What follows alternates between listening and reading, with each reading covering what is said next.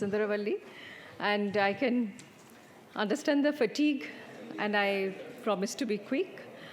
So this is a question that was asked on the first day, as you would remember, by Mr. Somasundaram, that why there is no gold research in India. There is so much of gold. Gold is everywhere, but research is so less. So I have been asked the same question when I have presented my work in other places. I have collaborations in Germany. Same question, that so much of gold, so much is happening around gold, but why nobody researches gold? But sort of, to answer that, I'm very happy to say that we have been working with a group of scholars for over quite a few years. And so here is the list. Some of them are joined online and speak briefly about their work. And with this group, we have now moved towards a book titled Gold in India. But for today's presentation, I will just quickly walk you through some of the themes that are key. And what is important is that, or what is interesting, is we have all come to gold, but we were never planning to study gold. We were studying agricultural market, debt, microcredit, labor migration, and suddenly we see that gold is very key to this, all the different things that we are trying to study. And so this is a group, some of them are my doctoral students, and we have got now quite a bit of interesting work. And I would like to kind of comment on the whole uniqueness of gold, reiterate what was said in the morning, that gold, though we talk about gold consumption, gold is never consumed. So what we are arguing, that it enters another economic circuit. So it becomes what not the Indian state thinks, the dead asset, the hoarded gold, but it enters the whole economy, the gendered economy of pawning and financial management of the household.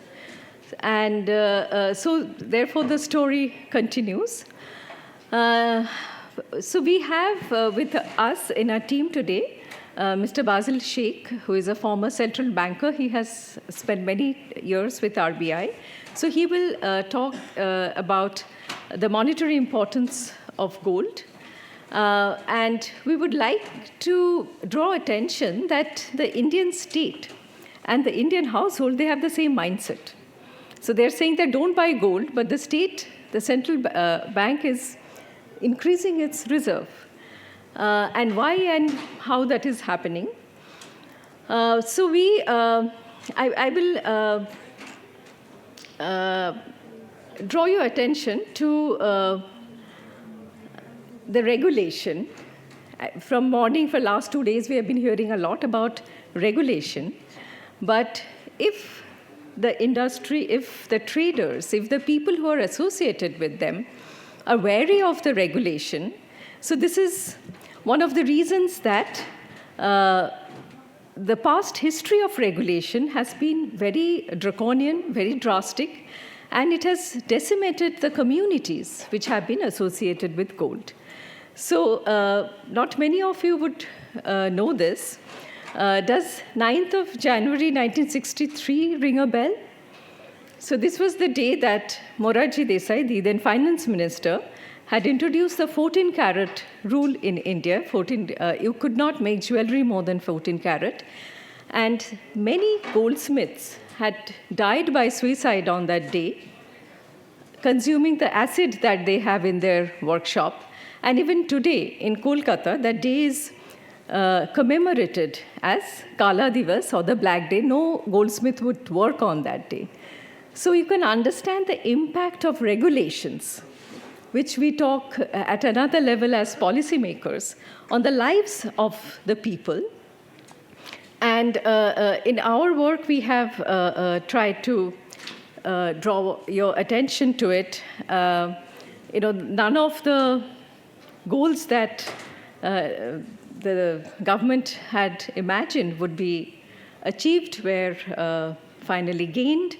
the gold industry went underground and an underworld emerged around it. And I've been trying to think in human history, has this happened to any trading community? The way it happened to the gold industry and the communities, the business people who are associated with it. If something is illegal, it is illegal. But importing of gold that was made illegal in 1968. And so we have got court cases where this gold traders have been caught with gold in their locker and had gone on for a very, very long period of time. So we have also got studies on the artisan and the migration trail from West Bengal and how they work in the gold clusters. So in the presentation earlier, you have seen that the pathetic working condition, but if it is functional, it is working, then isn't it that the condition of these clusters can be improved by the state instead of creating another gold park or something completely new, to go and ask the MSME sector that what is it that they need, and better kind of facilities and incentives can be given. We have also looked at the gold trade and gold business and the communities, again, that are associated with it. And we have seen that, again, they were very much impacted by the Gold Control Act. And it is now, after 1990s, a completely different kind of a market, a different business. And what we also like to draw your attention to, there is a number of changes that are happening in family inheritance, which are going to impact these family businesses. The future of gold consumption, I think this is where social scientists and policymakers and people from the industry, they can collaborate.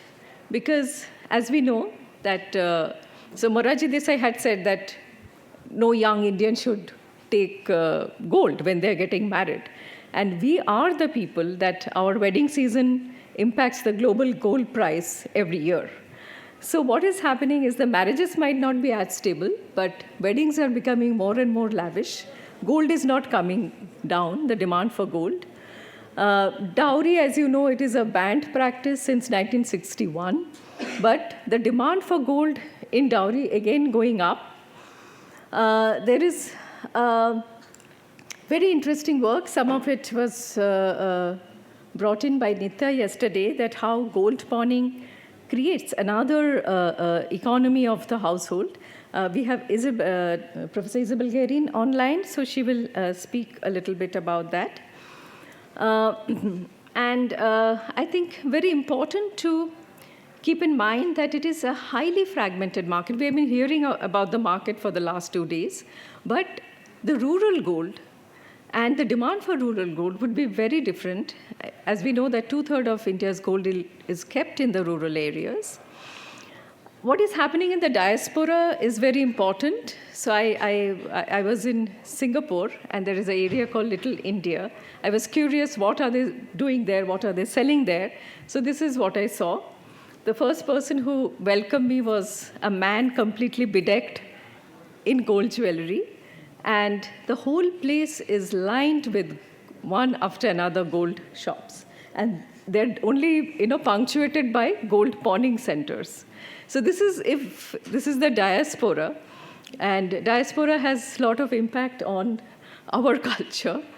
So I would like to conclude by pointing out that a lot of discussion in the room about New India, the interest. So we had a conference a few days back. I read about it in the newspaper about India Rising, where diasporic young people from Harvard had gathered and talking about the new in India after G20.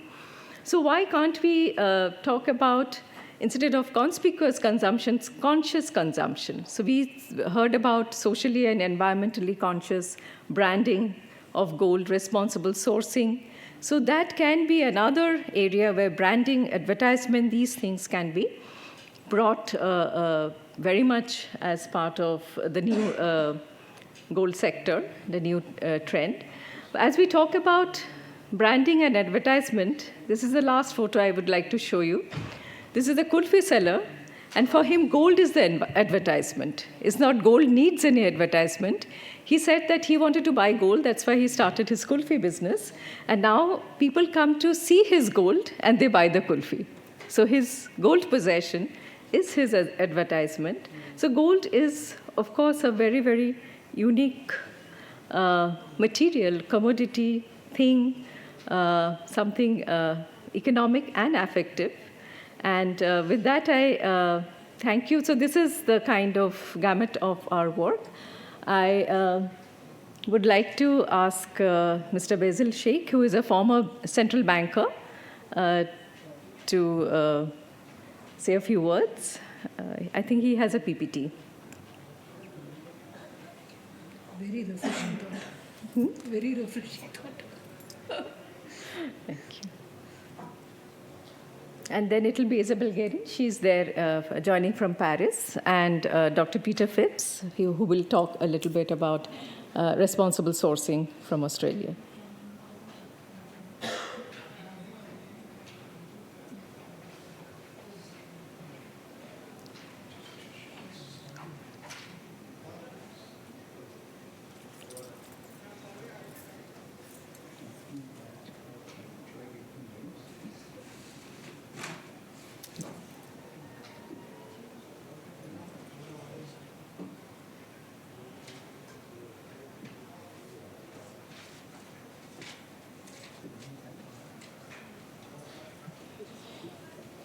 Yeah, if the screen sharing could be enabled, that would be useful. I'm unable to share my screen.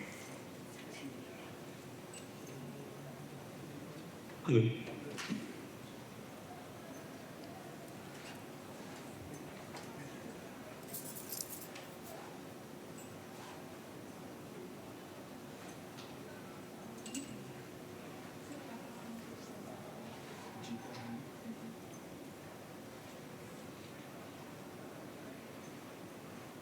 Hello.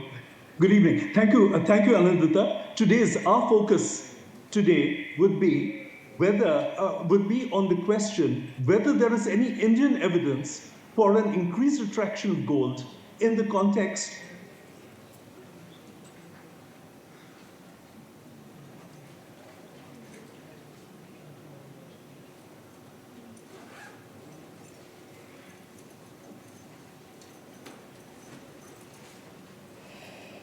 Yeah, whether there is any Indian evidence for the increased attraction to hold gold in the context of two megatrends that we are witnessing today. One is the erosion of a rule-based liberal order. Now, specifically relating to the weakening of institutions that uphold the monetary order, these have implications for international relations and institutions such as the central bank. And our inquiry is whether it influences central bank attitudes to gold. And if so, what is the Indian evidence in this regard? So we look at this trend from the perspective of the Indian Central Bank, that's the Reserve Bank of India. And the second trend that we look at is the reimagination of money.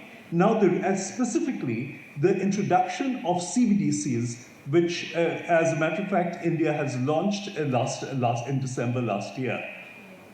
Now, the reimagination of money has implications for every person, for the common person. And in this context, whether there is an increase, does the new changing forms of money impact the common person's attitude to holding gold as an instrument of transaction? So essentially, our focus is on two issues. One is the erosion of a rule-based liberal order and the reimagination of money from the perspectives of the central bank at one end of the spectrum and individuals at the other end of the spectrum. Now, just to put matters in perspective, is essentially, for thousands of years, gold has served either as money or as an anchor for money. And the idea, and specifically from the we have had from the late 19th century right up to 1971, we have in some ways or the other been linked with gold, be it the classical gold standard or the gold exchange standard or the Bretton Woods system. And the whole idea was the pursuit of stability, monetary stability, and the idea was that it's a good idea to link currency to gold in order to have economic and monetary stability. Now, in the 20th century, the ideas evolved saying that it is not necessary that you need to have to link currency to physical gold. And the confidence reposed in physical gold could very well be replaced by confidence in abstract concepts such as governance based upon institutions, rules, and global regimes. And in this context, the idea of money transited from real coins to symbolic notes, which promised to pay the coins, to imaginary money, to fiat money. And when the Bretton Woods system collapsed in 1971, gold was effectively demonetized. It was relegated from a monetary metal to a commodity, as the idea of money shifted from the real to the symbolic to the imaginary. However, we are having recent trends today. The recent trends are that these institutions which uphold the monetary order are coming under stress, as well as there are forces that are weakening the rule-based liberal order. The question is, how has this impacted upon demand for gold globally, and how has it impacted upon the demand for gold in India? And along with this, these forces have triggered certain events in the recent past which have had a direct impact upon the demand for gold. We have in 2014, there was geopolitics, there was the Russian annexation of Crimea, and in 2017, President Trump pressed the reset button in which the certainties of the old global order fell apart, leading in 2018 for the United Nations Secretary General to give a famous speech saying that there is a trust deficit disorder. These events impacted the monetary system, institutions, and the institutional demand for gold. And another event was in 2020 with the depository issues, wherein the Bank of England froze the deposits of Venezuelan gold with them. With the freezing of the Bank of England's gold, what came into this thing of London came into the Bank of England's reputation as a depository came into question, and there was a preference from central banks for either a domestic or a neutral storage over traditional storages such as places like the Bank of England, highlighting counterparty risk. And the freezing of the Russian central bank assets again brought to the fore the idea of sanctions risk. And we can see in the graph over here that the gold deposited with the Bank of England witnessed a certain decline. Now, this is helped with the Bank of England, and central banks started demanding gold, and not only started demanding gold, ideally trying to keep the gold into either domestic or into neutral storage. So we see how the global demand has moved over there, and in the past 2 years, especially after 2022, 2022 witnessed the largest demand for gold for over 60 years that the world has witnessed, and this trend has continued. How has India played up to this?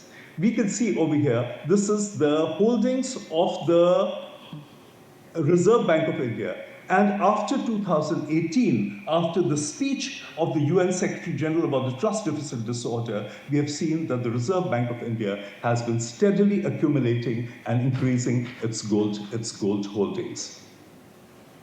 And this is a graph which gives you a long view of how the Reserve Bank of India has changed its gold holdings, and we can see that basically there's been a marked change after 2018, and that essentially emanates from a decline of the global order. So to sum this up, as global order, rules, regimes, etc., come into play, gold becomes a barbarous relic, it is no longer needed. However, the moment the rules fall apart, gold comes into its own, and there is evidence globally for central bank buying, and there is also evidence there is substantial evidence that India has accumulated gold, specifically moving almost from 580 tons to almost 800 tons, which in 2024, a very substantial increase.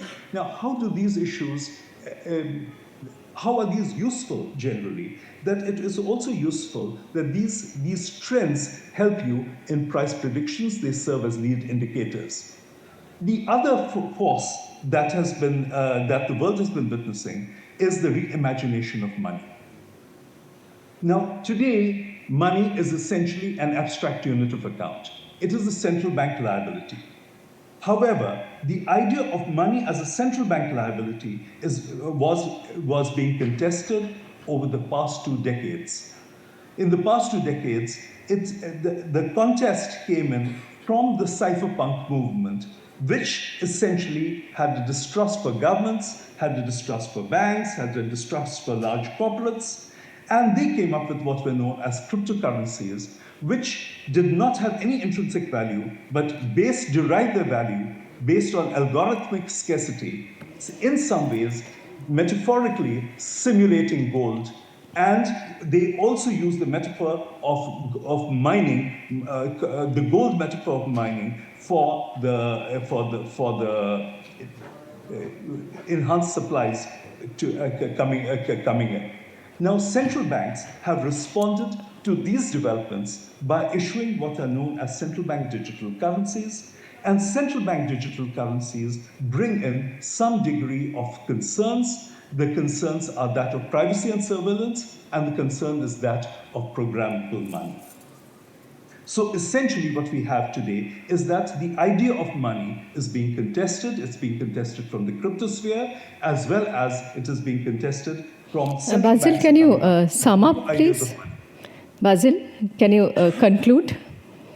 Yeah, to conclude, the idea is that with concerns of surveillance and with concerns of programmable money, the idea is that there is increased demand amongst people for gold.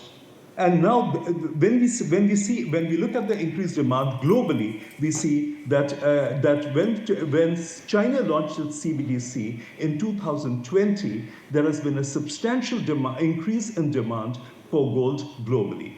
However, the Indian figures do not support that evidence, and the explanation for that can be that in India, ranks reasonably high on the trust index. And to sum up, we see that the weakening of a liberal order has led in India to a very substantial increase in demand for central banks' gold from 558 tons to 800 tons. And as a matter of fact, the Reserve Bank of India set the lead for central bank demand both in 2008 as well as 2019, when it started increasing its holdings. But, however, the reimagination of money and central bank concerns have a resonance globally, but do not have a resonance in India. It doesn't translate into demand for gold as a safeguard against either a financial meltdown or against surveillance and agency concerns. That's essentially it. Thank you. Thank you, Basil, for those insights. Isabel, can I request you to come in and share very quickly and very briefly the key findings of your work from rural Tamil Nadu? Yeah. Good afternoon, everyone, and thank you, Anidita, for this opportunity. Can you see my screen? Yes, Yes? we can see. Yes, okay. yeah.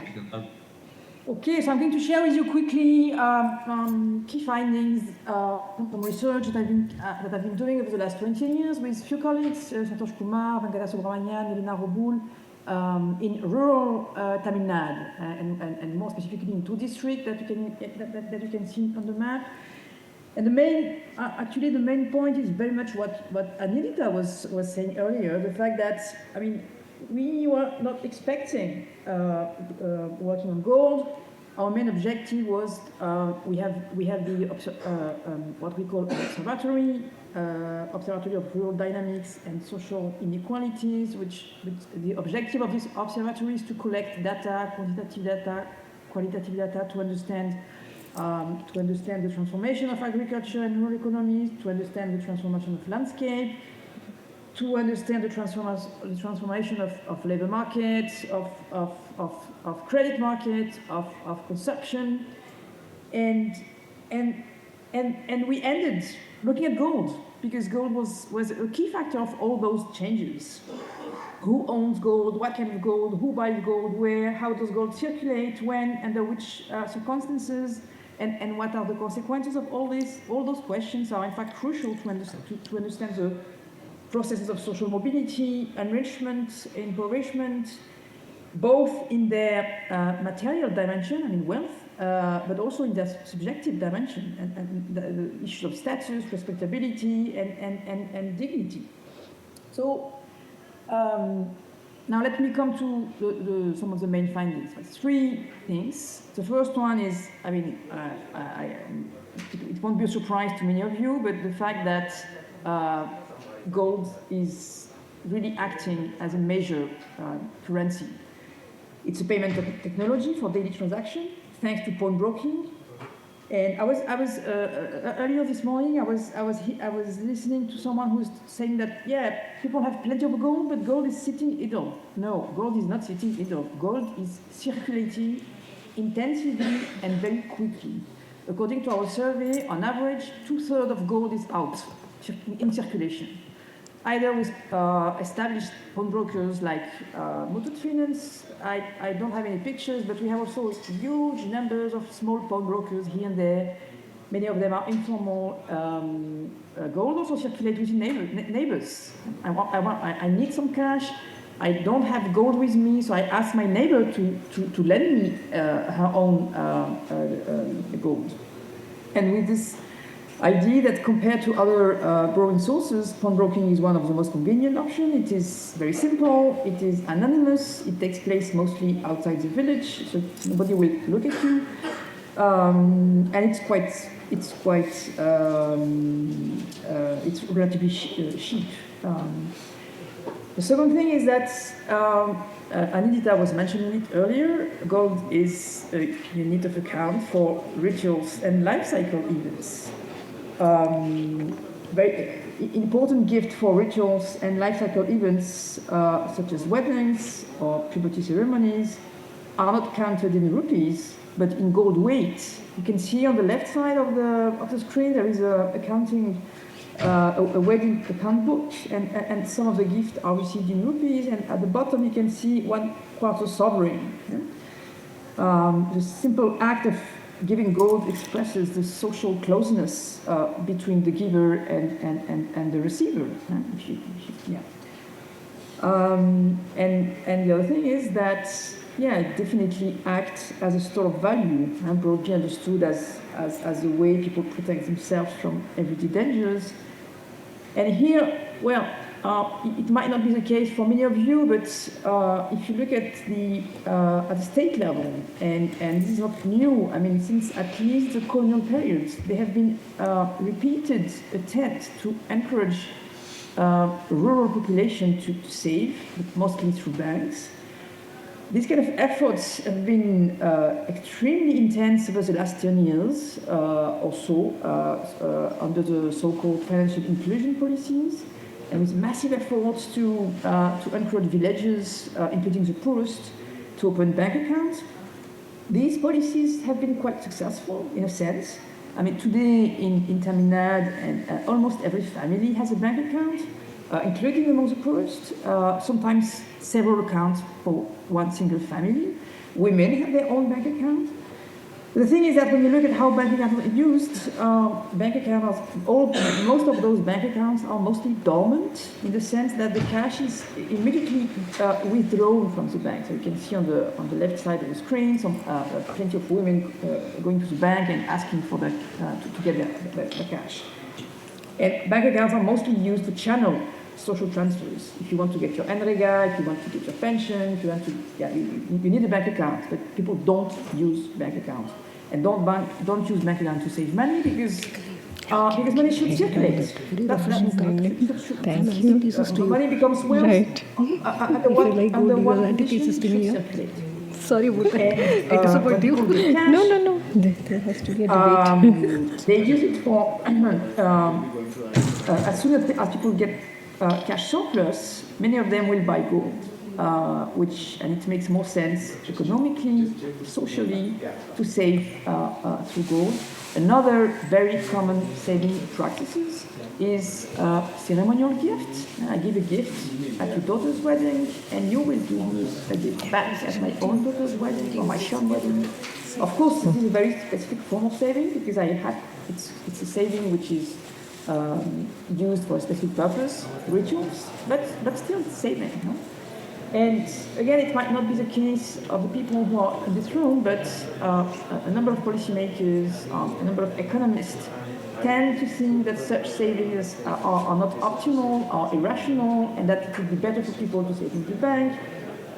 But yeah, it's crucial here to understand that there are both economic and social logics behind this, and that people don't buy gold blindly and stupidly. I mean, the rate of gold is constantly rising. This has been discussed already earlier.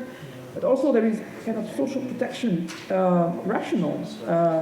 There is no formal social protection worthy of the name. The community, the social network, remains the main form of protection. So it makes more sense to invest your own cash within this community through those ceremonial gifts I was talking earlier, and also through gold, since gold is constantly circulating within the community. And here we can call about something we have described as relational savings, which is a way of protecting oneself by reinforcing one's membership of a social network, and this social network play a protective role. Yeah?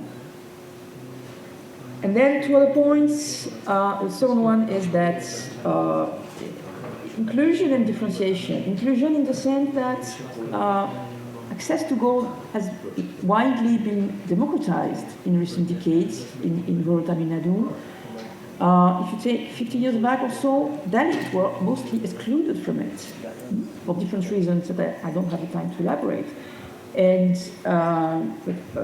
starting with, it was not only because they didn't have money, but it was also because gold as a symbol of prosperity was forbidden to them.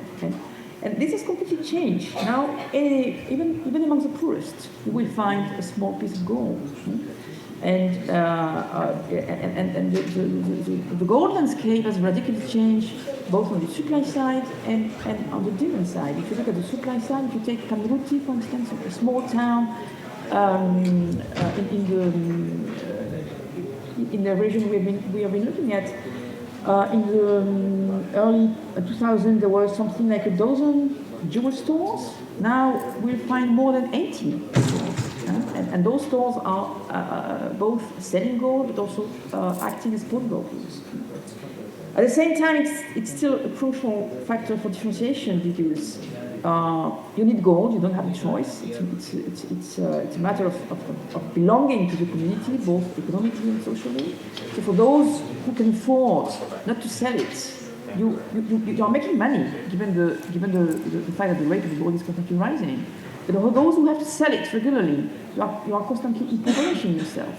So I don't have the time to comment on the graph, but you can see easily that over time there is increasing differentiation and including within Dalit household, and gold is playing a key role in that. And my last point, still on time because I was told to talk for 10 minutes, is the gender aspect. It was briefly mentioned earlier, and what is very clear is that in that particular region, gold management is a female thing. It is very clear.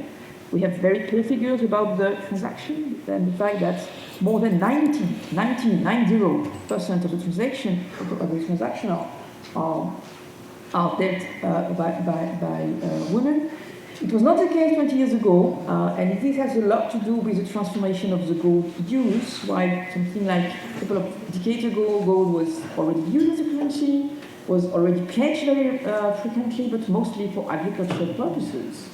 Nowadays, gold is pawned for the need of social reproduction.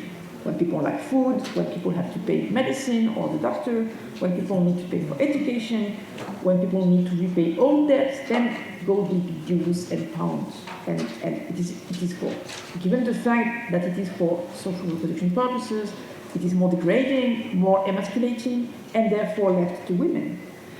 And my very last point that, female management does not mean much power.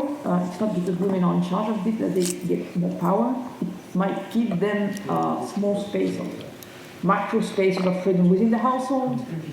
But it's important to keep in mind that, and even if part of this gold is supposedly owned by women, because it was inherited at the time of weddings, we have to keep in mind that the very idea of female property does not make much sense, and it's rather considered as a common good that benefits to the whole family.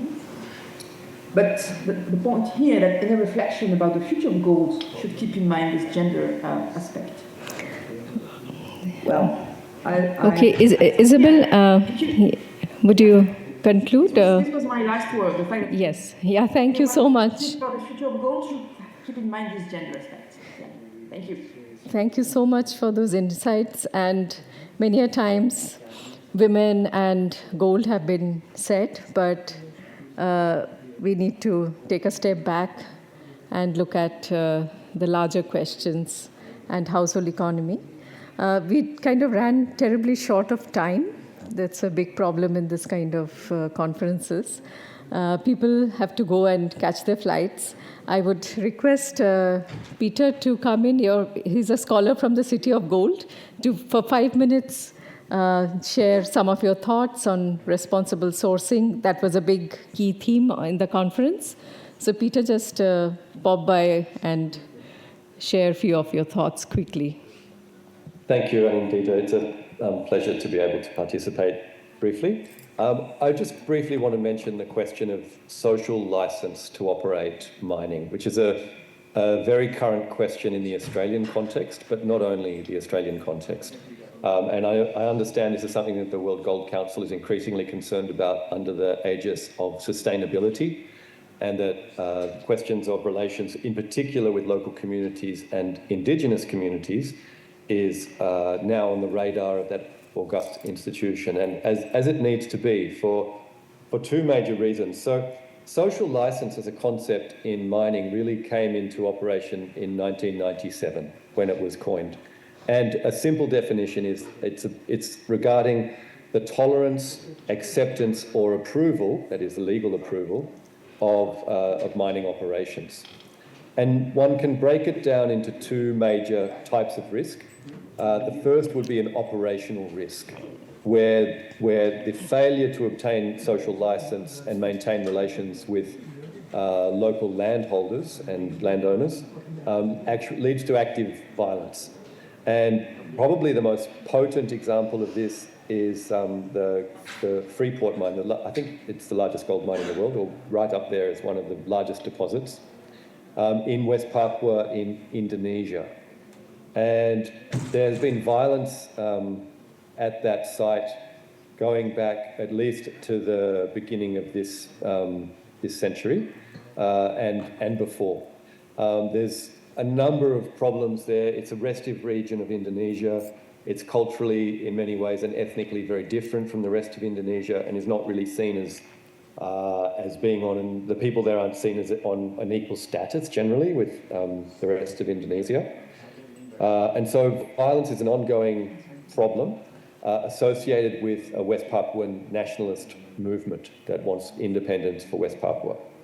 So there's all sorts of complications that have emerged there which really border on questions of illegality, the corruption of the military, the Indonesian military services who are being paid privately to provide security for the mine because it is quite a high level of armed conflict in that region. As a result, Freeport has now sold its majority stake in the mine to the government of Indonesia because it is also a crucially important source of currency reserves for the Indonesian government. It's an extremely wealthy mine. And they've still got mining rights through to 2041 and a commitment to build a new smelter that was meant to be completed last year. And I'm not sure if that's yet actually in place. So that's a good example of real concrete operational risks to a very substantial gold mining operation. In the Australian context, I would say the risk is much more one of reputational risk to the industry. And the classic example, it's very current in Australia still, is an incident that occurred in Western Australia in the Pilbara region, not far from the Indian Ocean. Now, this was actually an iron ore mine, but I think it's illustrative of the issues that beset the entire mining sector in Australia, which was the destruction, the knowing destruction by Rio Tinto, a large multinational mining corporation that you're probably all familiar with, of a sacred rock shelter, sacred to the local people, called the Jukan Cave. This destruction of cultural heritage was conducted legally. So there had been a substantial archaeological investigation. The Aboriginal traditional owners of this place were very clear and tried to intervene to prevent the destruction of this place. And Rio Tinto went ahead, which they were legally entitled to do under Western Australian mining laws, and blew up this site of world archaeological and historic significance, a site of 40,000 years of continued human occupation and with cultural artefacts. The surface had been excavated by archaeologists, but understandably the traditional owners were shocked and the world was shocked. It made global news back in 2020. And as a result, the mining regime in Australia has had to be adjusted. There have been changes to the Aboriginal Heritage Act, the Commonwealth legislation that regulates mining. But I think unlike India and unlike some other places, the scales historically have been very much weighted in favour of mining corporations over Indigenous or other traditional owners of the lands on which those operations occur. The requirement for paying royalties is fairly limited, and the benefits flowing to those communities are very limited. So in Australia... But if I may interrupt you, if there have been legal changes, so they can at least work as some good best practices, how law could help can address some of the damages? Yes and no. So the Western Australian Parliament, because we're a federal system, they passed a new mining act.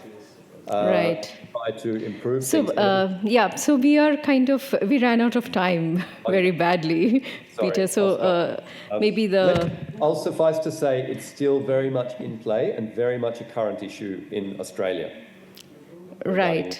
Mining but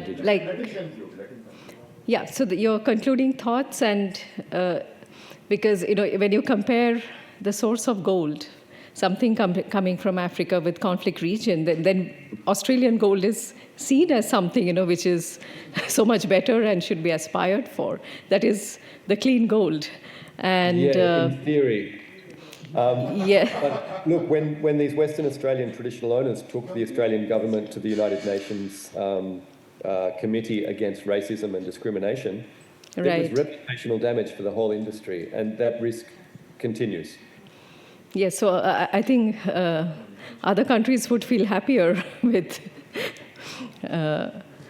With Australia's reputational problem.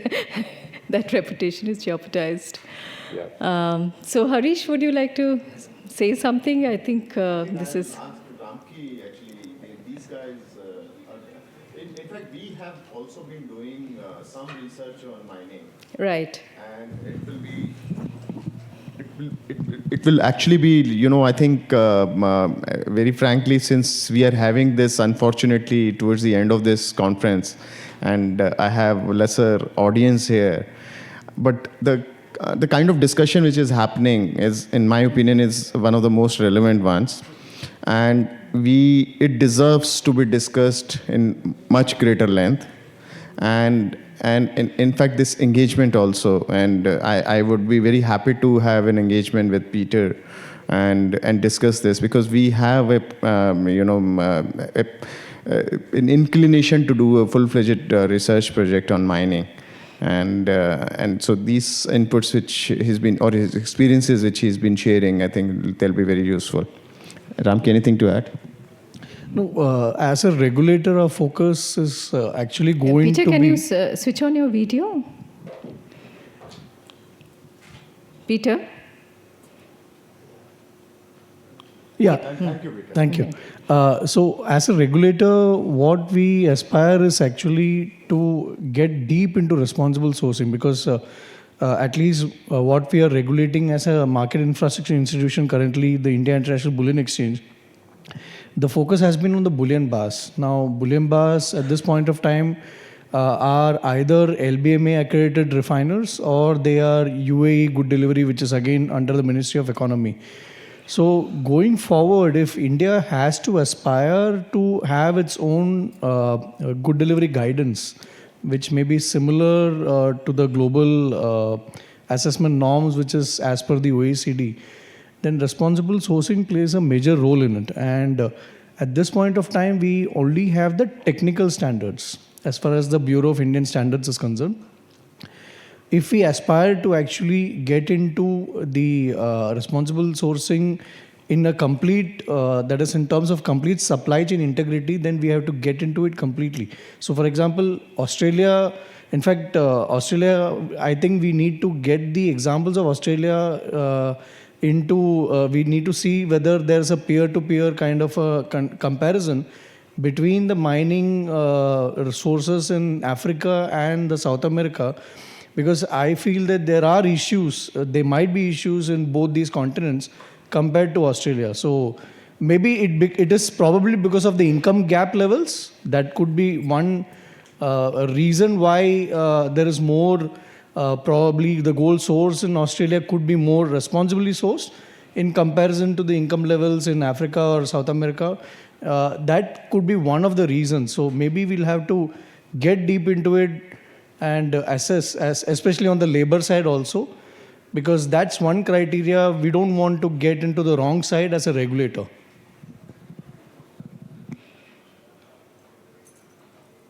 Yeah, absolutely. And if I could just briefly respond, on the labour side, Australia does have extremely high, you're probably aware, extremely high labour safety standards.